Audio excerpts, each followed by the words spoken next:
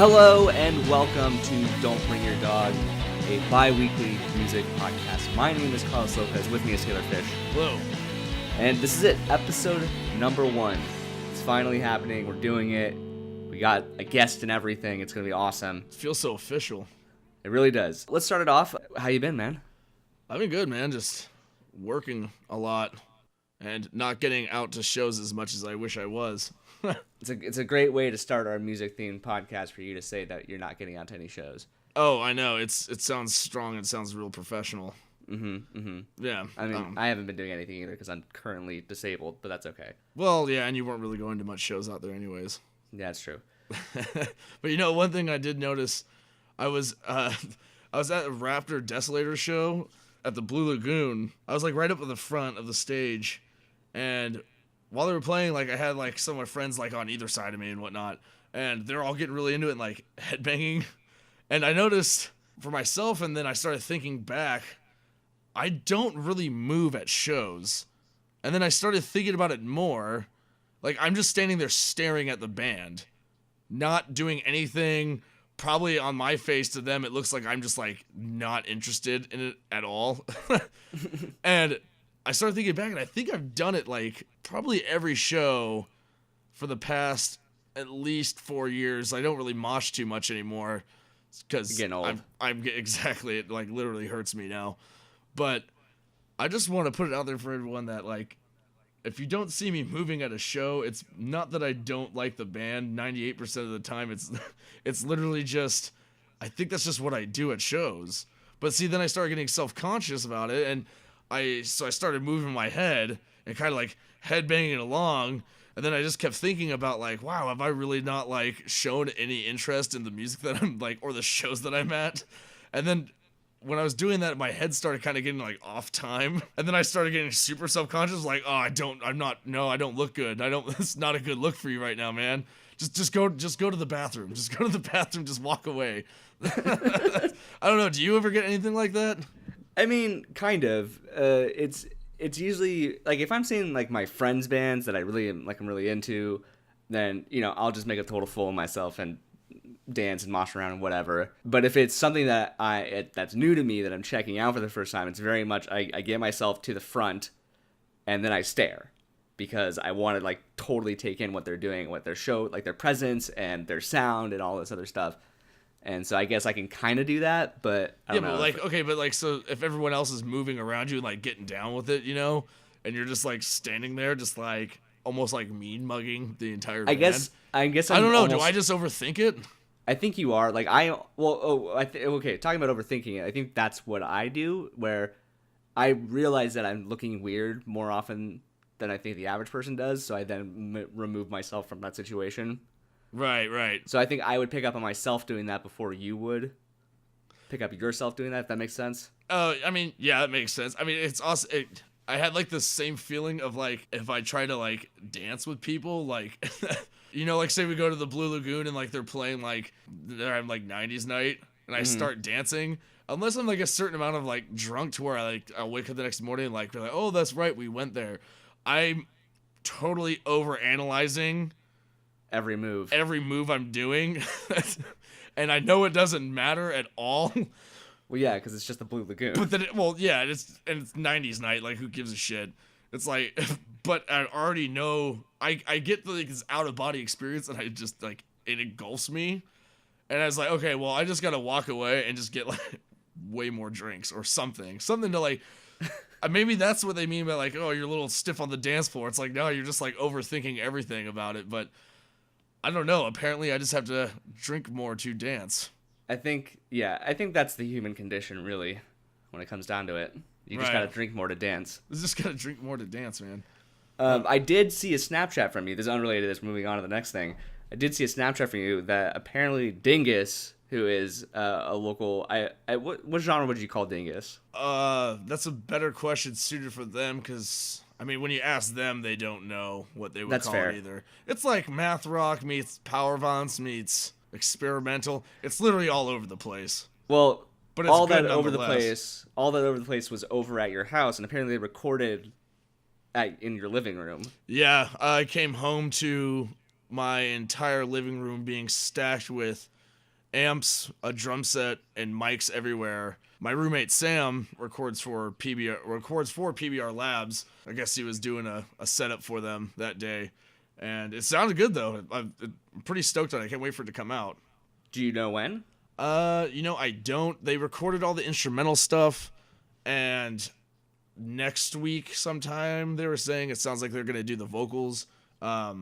But I'm sure we'll hear something about it pretty soon. I mean, all I'm saying is we better have the scoop, like we better like debut that stuff. Inside story. Yeah, it's happening in your living room. Right. I know. I was just in my living room or my kitchen while they were playing, just working on flyers. All right. Anything else? Any other shows you've been to since, in the last most recent memory? I went and saw, I played the show as well, but that's really besides the point. I finally got to see Necrot. They played with Frenolith and Gloam at the Blue Lagoon as well, and Necrot, everything I heard about Necrot, is totally true. And what did you hear about him? Well, it's just punishing and it just keeps going, but it's also just really heavy and loud. It's the best way to put it. It's like death metal on steroids. Their drummer is just all over the place, hits it really powerful fucking hits on the drums, and then just some really cool technical work on breakdown stuffs. It's just really all over the place and really combined, really well organized, and everything runs really smooth together, All over the place and really organized. I love it. It's a good description. That's the best way I could put it, man. Honestly, it was. You know what? Actually, Trevor actually has some of their set on the Arab Spring Instagram. So Trevor Legg of Arab Spring. You're Yes. one of your other bands. Yes. Well, cool. It sounds fun. Let's talk about some upcoming stuff then. These are the shows from March that we have on here. I feel like it's probably best to just do it month by month, so it doesn't get too out of hand. Yeah. But we got quite a bit coming up. What's the first one on there, Carlos? I think, let's see. So on Sunday, March 14th, we got Death Monk, Spell, Witchstone, and Supernaut at the Blue Lagoon. Now, I know Death Monk and I know Spell. I don't know Witchstone and I don't know Supernaut. I'm not actually familiar with Witchstone either, so I'd be excited to go see them. Yeah.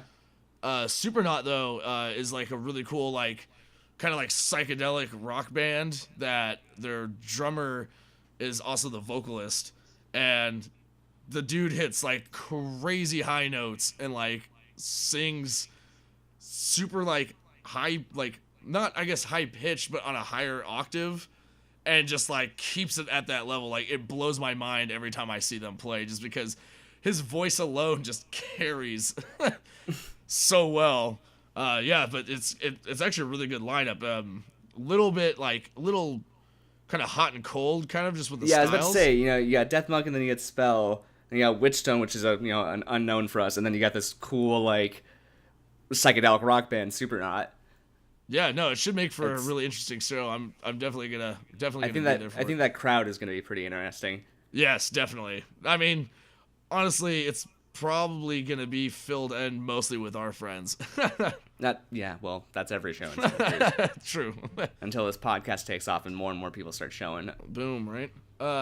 So then in March 18th, we have Endless Noise Fest at Cafe Pergolesi. It's a 2-day fest. We tried to get both days in Santa Cruz, but we just couldn't get the first date, the 17th. We just couldn't find a spot for it in time. So hopefully next year, the plan will be both days in Santa Cruz, because Oakland...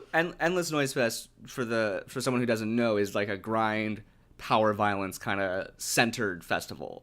Yes, exactly. Or showcase is a good word for it, I think. But Oakland has, all sorts of grind and power violence festivals. LA has all sorts of grind and power violence festivals. Tijuana's putting their name on the map very soon here. Santa Cruz has nothing, and so I think it's about time. This is definitely a step in the right direction. Maybe, it's still in the baby steps, and this one hasn't even happened yet, but hopefully next year, kind of have this be a yearly thing and have Endless Noise Fest have a home in Santa Cruz would be cool. But this year, for the Santa Cruz show, some of the acts are Short Temper, ADHDOD from Reno, really, really good band. Your Enemy from Oakland, also insanely good grind band. And In the Shit, who I've not yet listened to, but I am stoked to see them play. And then we have more bands on that bill, but the list is pretty long. So to keep it short and sweet, that's what it is. Thank you. I want to say thank you to Devlin and Sean. They're the two masterminds who put all the bands together and kind of got everything running. Just kind of provided Pergolesi for them.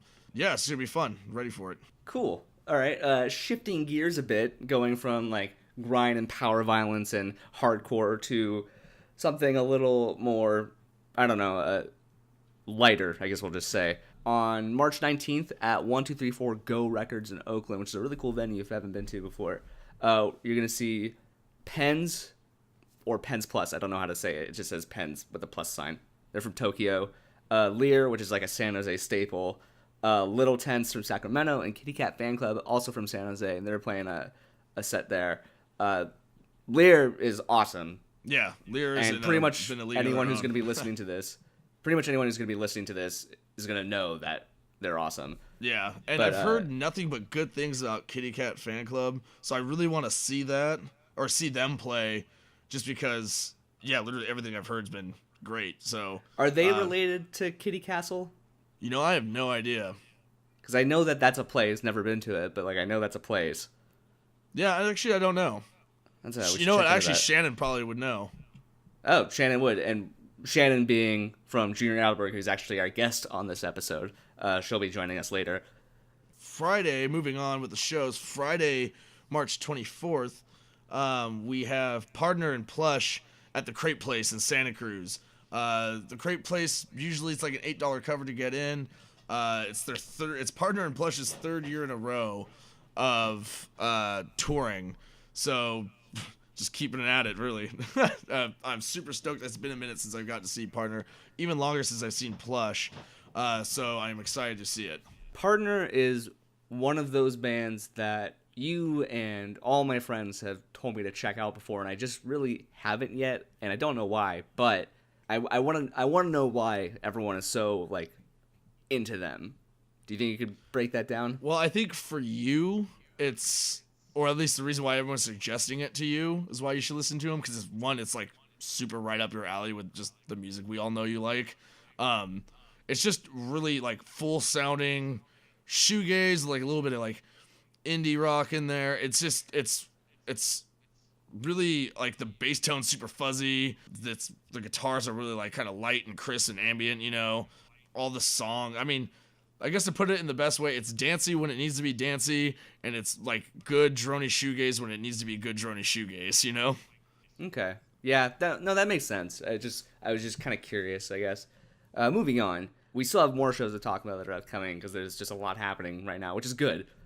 More shows, the better. These next shows are actually shows that Don't Bring Your Dog is putting on. We had talked a little bit in episode 0.5 about wanting to, expand, doing more than just build the brand. Yeah, doing more than just, a podcast. So we made another Facebook page called Don't Bring Your Dog Presents. Through that, we're going to be putting on shows that me and you are hosting, as well as we also have my bandmate, again, Trevor Lake from Arab Spring. He's also helping us put together shows through Don't Bring Your Dog. So the first one we got is April 12th at Cafe Pergolesi. It's Ice and Nordal, Purple Bong River, and I am sorry to you, John, if I pronounced this wrong.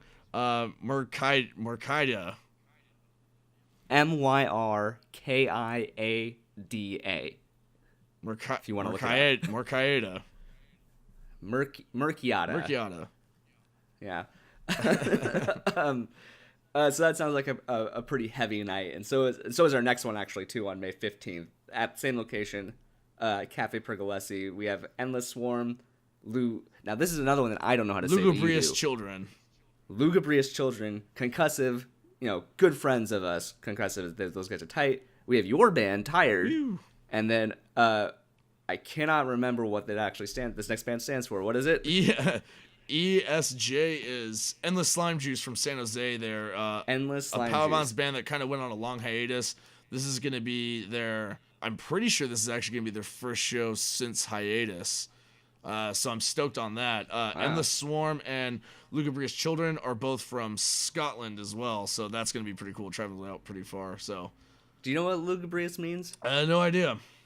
Something Alright, Scottish. Okay. Fun fact about ESJ, Taylor and I used to have a band. It was a ska band called the Dry Spells, and we played a show in my grandparents' like den area, and ESJ played a surprise set. They just showed up and decided they wanted to play, and so we let them. Well, I think they just all happened to be there, and it just kind of worked out. Yeah, well, yeah, it was more a thing. They all decided to go to the show, and then we're like, "Oh, can we play?" Yeah.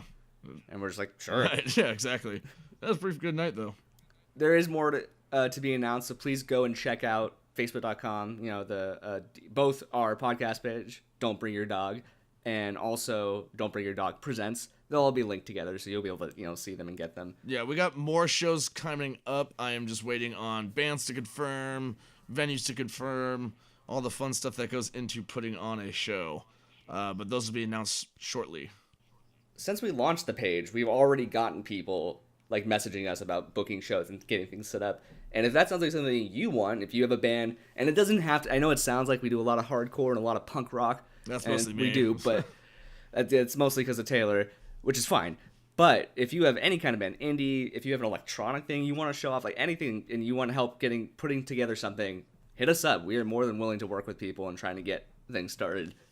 Yeah, if you go to the Don't Bring Your Dog Presents page, there's 3 different ways you can, get in contact with us. 1 is just messaging the page. 2 is emailing us at dbydpresents@gmail.com, not to be confused with dbydpodcast@gmail.com. Or there's a button on the Facebook page for the Presents page. It says Request Time, and there you can actually go on there and fill out a form, and it will send it to me, and I can try to find something for you. So before that kind of wraps us up for our first half of the show. Before we bring Shannon in, I want to play a quick snippet of one of her band, Junior Adelberg's song. This is off of their self-titled EP. It's called Duffy the Cat. But yeah, so let's take a quick listen to that, and then we'll bring Shannon in.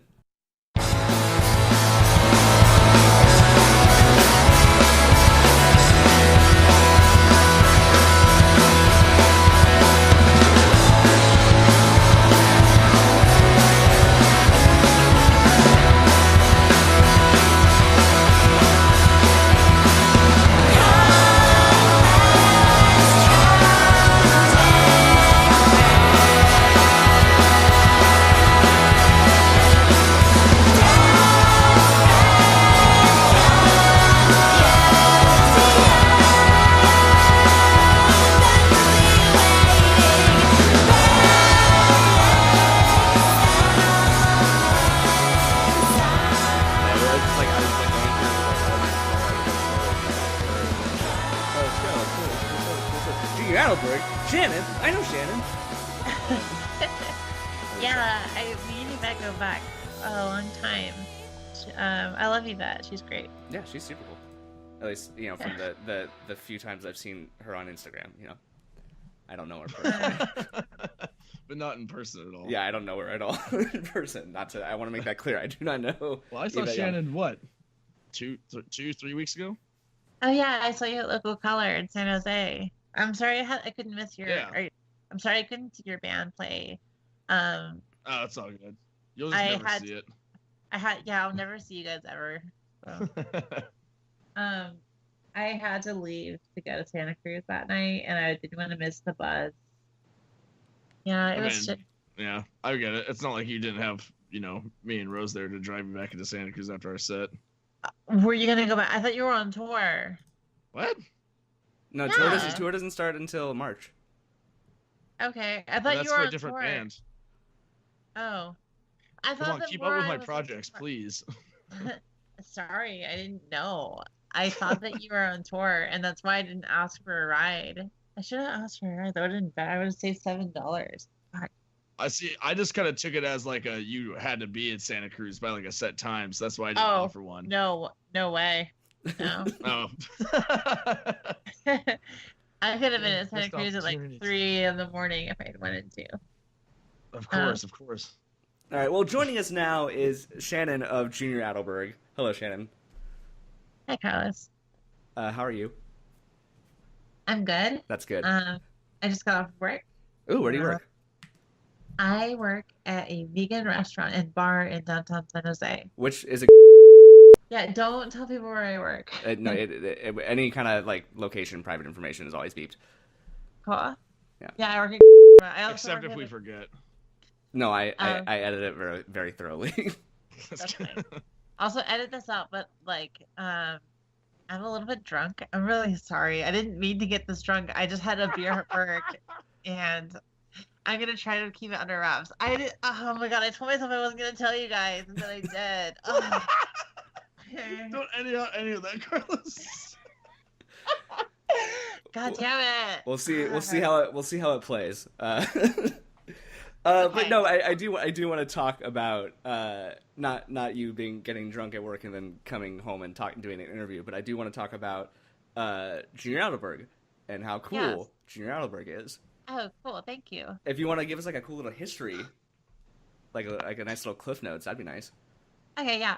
Junior Adelberg started in late 2014. I want to say we started practicing around September 2014, but we didn't start getting more serious until around November. 2014, we played our very first show on January 2nd, 2015. It was for an event called New Band New Year.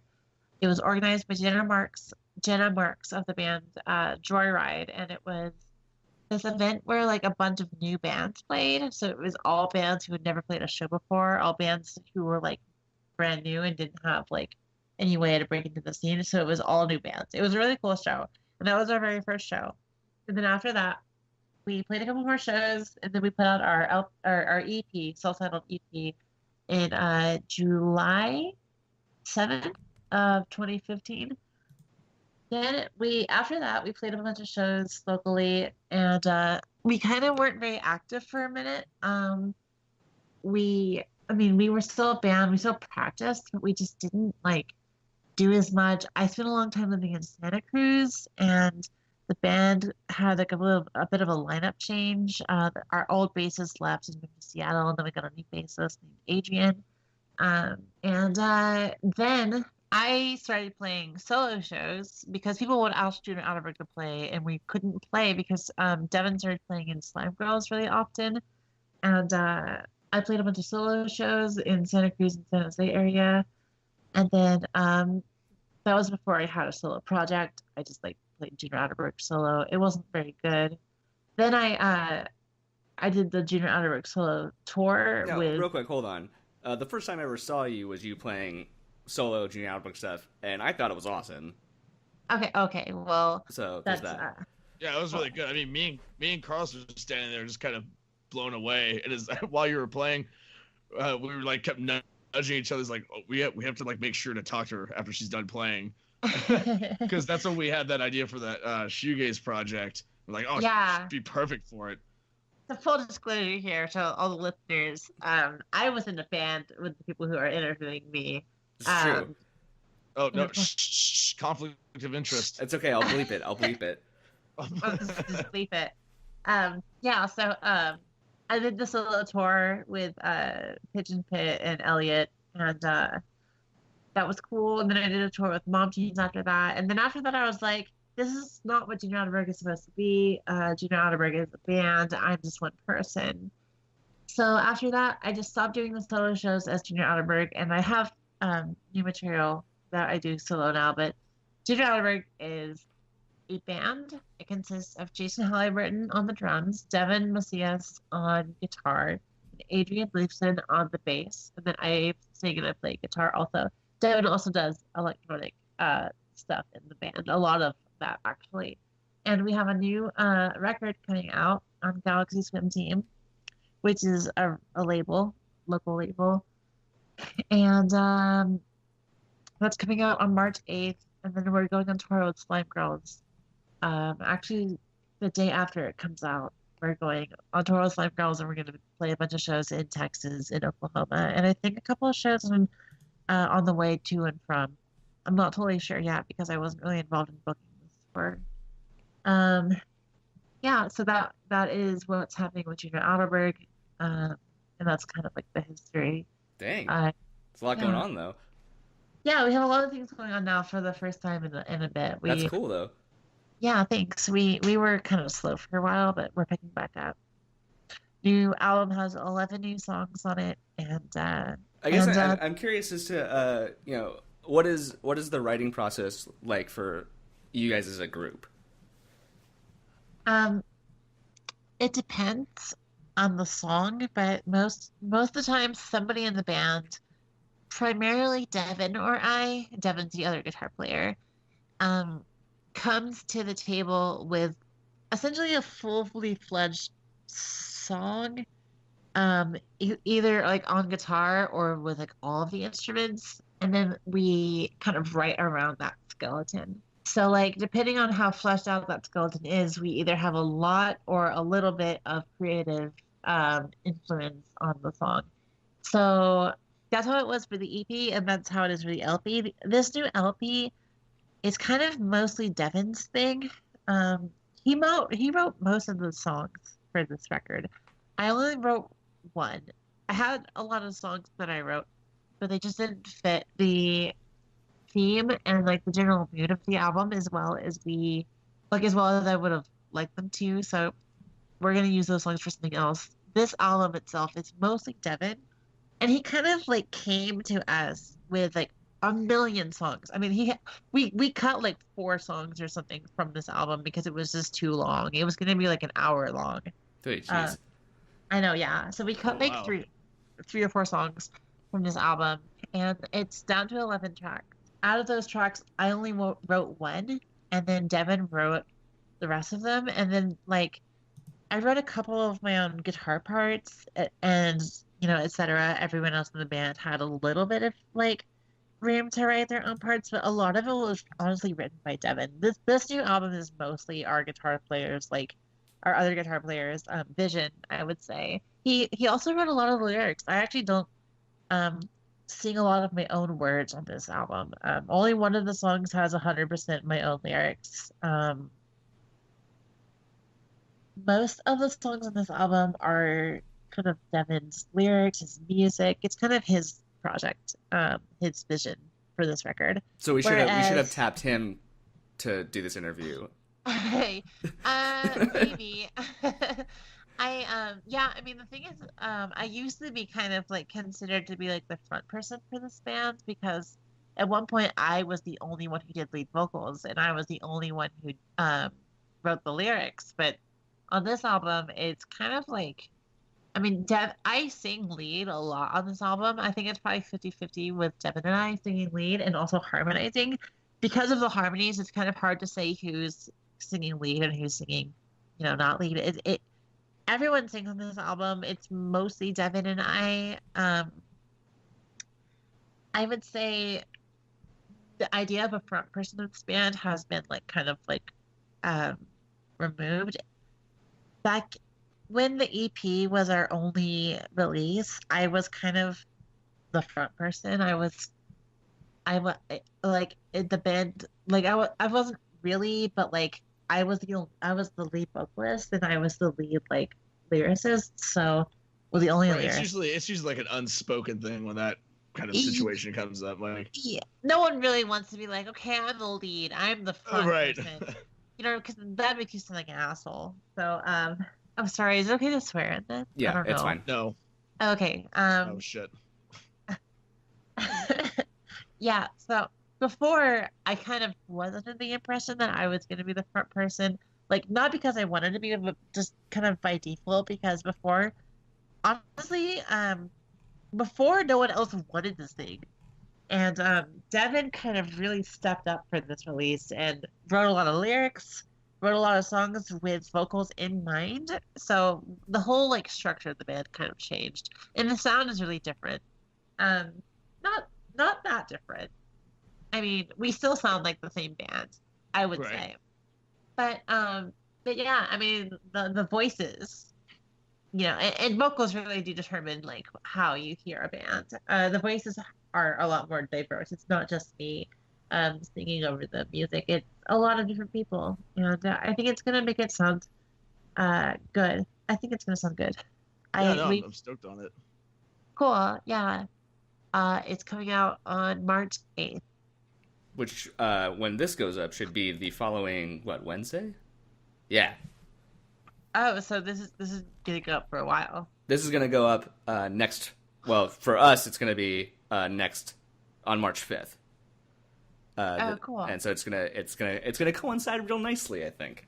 Yeah, Oh, nice. That's some good promotion right there. Yeah.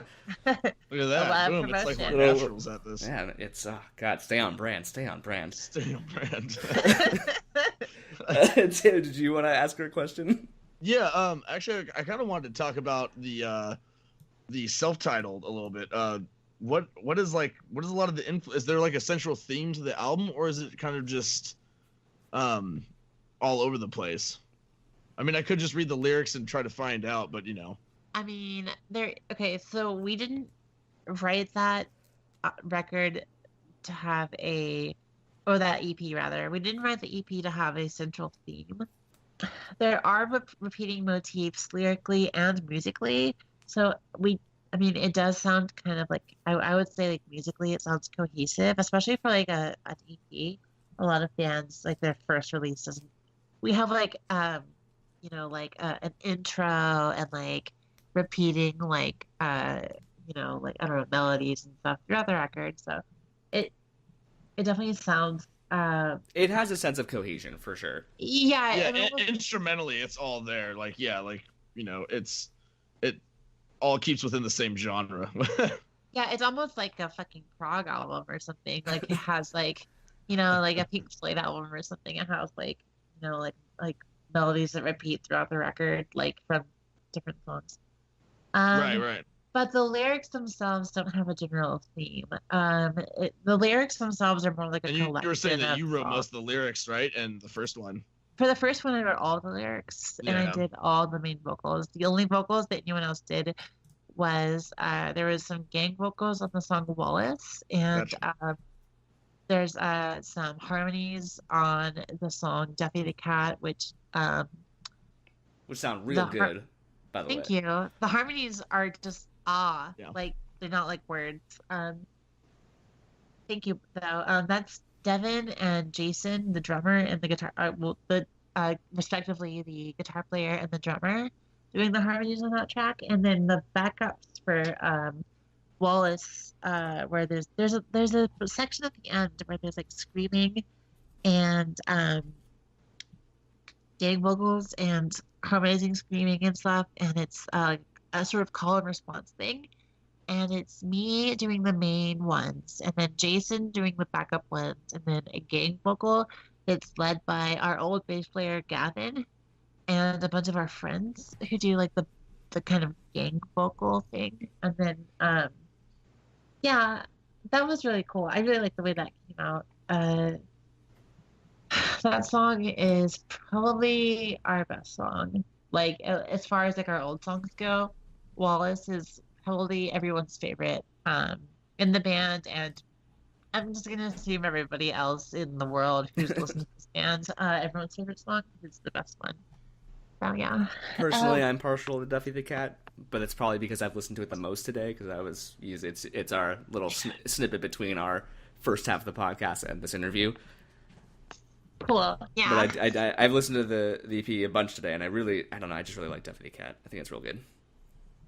Duffy's a song that I really like. It's long and fleshed out, and it's got a lot of different kind of modes to it. It starts off with this driving thing, and then it turns into this like more like laid back and like indie rock sounding thing, and then it turns into this like groovy chord thing, and then it turns into like almost Sunny Day Real Estate type of like ending to the song. I don't know. I like how much it changes. I really like that song a lot. Yeah. It also has a guitar solo, which is really fun for me. We don't have any guitar solos in the new album. Sorry, everybody. No guitar solos anymore, unfortunately. But there's lots of riffs, but no solos in the new record. That's good that the riffs are in there. Yeah, got a riff. I'm curious now on just where what was the impetus that, I mean, I know you said your first show was kind of in a setting where like it was a bunch of people's first shows, and so I'm curious as to what drew all you four together to do that in the first place? Um, well, we met. I mean, I used to be in a band with Devin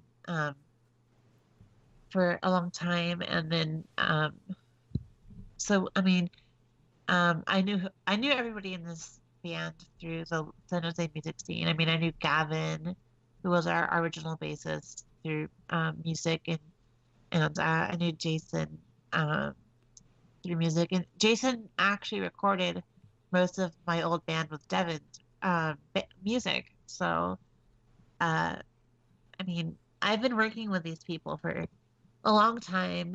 It was kind of just a matter of time before we like ended up making a band together. I guess it's just reassuring to know that the San Jose music scene is just as incestuous as the Santa Cruz one is. Oh, it's not. Yeah, right. Oh, it's not? It's not? I mean, the Santa Cruz music scene is way more incestuous than the San Jose music scene. Well. Although the San Jose music scene is very close knit. It's very like everybody knows each other, and you go to a show and you almost certainly know everybody there if you've been to enough shows in the area. And I mean, I love the San Jose music scene. I have a San Jose music scene tattoo. I'm ridiculous.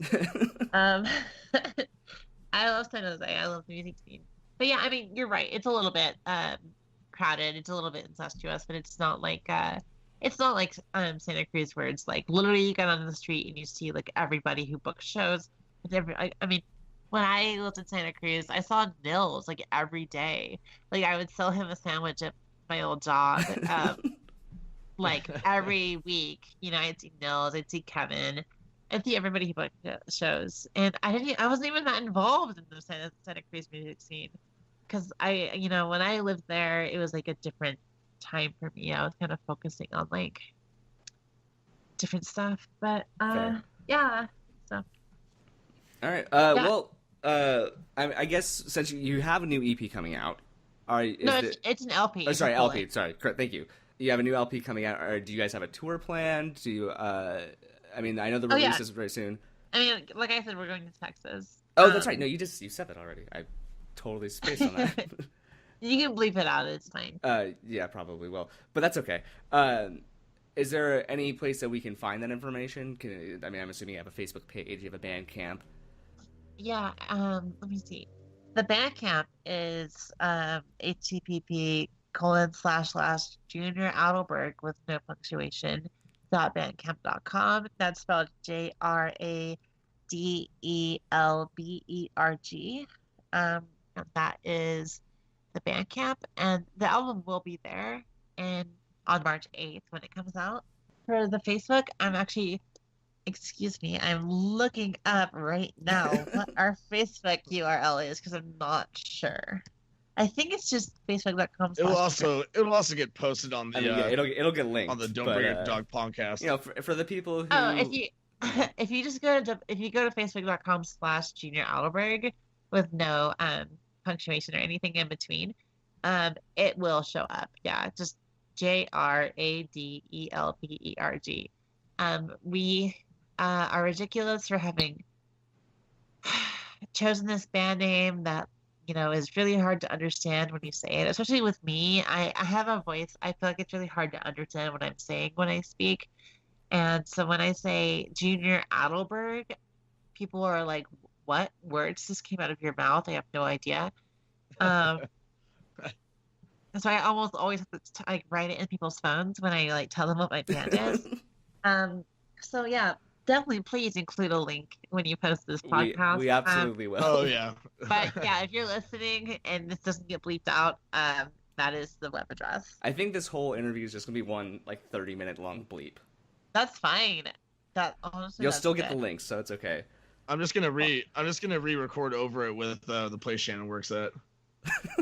just over and over for 30 minutes. Just over and over again. That's good. Please. Please. Well, I guess that kind of wraps us up for now. It's been thank you so much for coming on for our first like inaugural episode. Yeah, boom. First interview. Yeah. I didn't know this was your first episode. Well, thank you for having me. I'm really happy to hear see here. I want to thank my mom and dad. I want to thank God. Sorry, sorry. This is No, a it's joke. okay. Shannon, I miss you. I miss hanging out with you. Yeah, I miss Sleepaway. New album coming out 2018, maybe. We'll see. But yeah, so you can check out their new LP on March 8th at junioradelberg.bandcamp.com.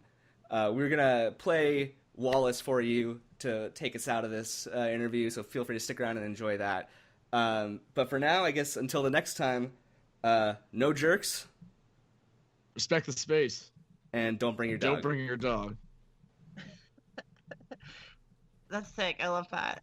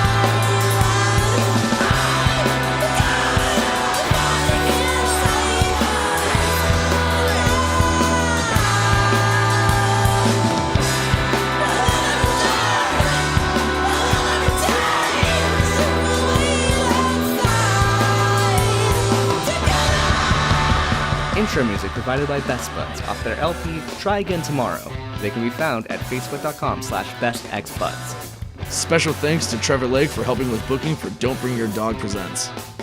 Want to be a guest on the show? Email us at dbydpodcast@gmail.com or by going to facebook.com/dbydpodcast. Want to book a show in Santa Cruz? Email us at dbydpresents@gmail.com or by going to facebook.com/dbydpresents.